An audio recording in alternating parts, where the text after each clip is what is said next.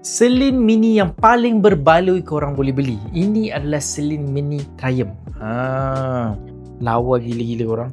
Nampak? Dalam dia lawa. Ada 2 kompartmen. Condition dia masih lawa lagi. Ini kalau girlfriend korang jenis yang kecil-kecil, petit apa semua tu kan, memang sangat susah untuk korang bagi.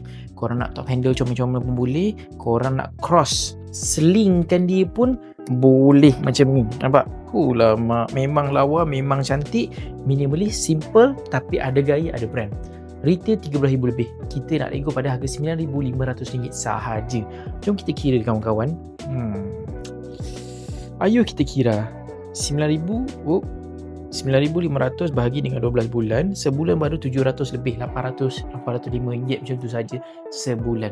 First payment boleh terus buat, boleh baik. Itu kalau 12 bulan. Kalau korang ambil 2 tahun, 3 tahun, kan lagi berbaloi. So kalau korang nak, bag ni ada satu sahaja dekat showroom. Kalau boleh tengok condition dia almost like new, insyaAllah. Korang boleh screenshot and terus DM saya sekarang.